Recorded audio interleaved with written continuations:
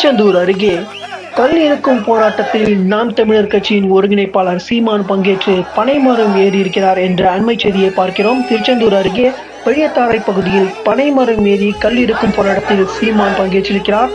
சீமான் பனைமரத்தில் ஏறும் காட்சிகளையும் பார்க்கிறோம். கல் இறக்கும் போராட்டத்தில் சீமான் பங்கேற்று பனைமரத்தில் ஏறி இருக்கிறார். திருச்செந்தூர் அருகே பெரியத்தாறை என்ற பகுதியில் பனைமரம் ஏறி கல் இறக்கும் போராட்டத்தில் நாம் தமிழர் கட்சியின் ஒருங்கிணைப்பாளர் சீமான் பங்கேற்றிருக்கிறார். தற்போதைய அண்மை செய்தியை பார்த்துக் கொண்டிருக்கிறோம். திருச்செந்தூர் அருகே கல் இறக்கும் போராட்டத்தில் நாம் தமிழர் கட்சியின் ஒருங்கிணைப்பாளர் சீமான் பங்கேற்றிருக்கிறார். அவர் அந்த போராட்டத்தில் பங்கேற்று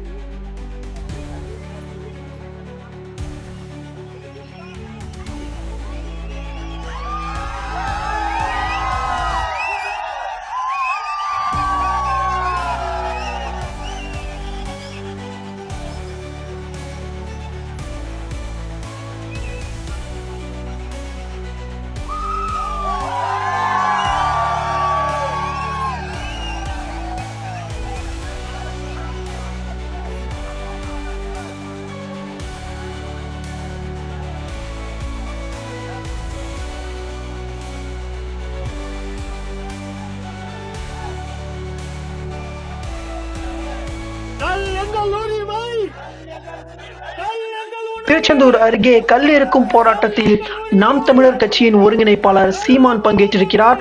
அவர் அந்த போராட்டத்தில் பங்கேற்று பனைமரத்தில் ஏறி கல் இறக்கும் காட்சிகளை காண்கிறோம்.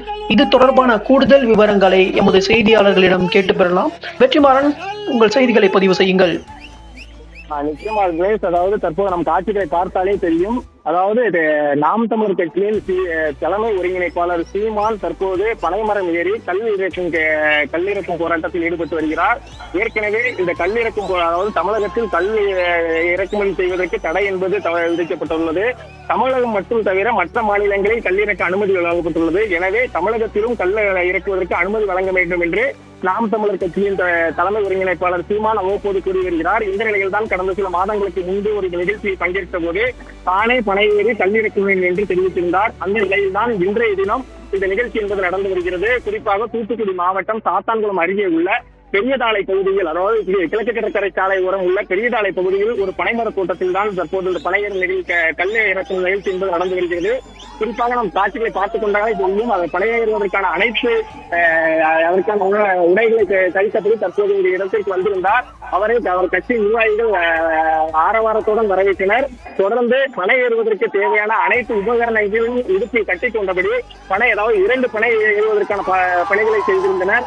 ஒரு பனையில் கயிறு கட்டி கம்பு கட்டி அதை பனை ஏறுவதற்கு ஏற்றவாறு வடிவமைக்கப்பட்டிருந்தது.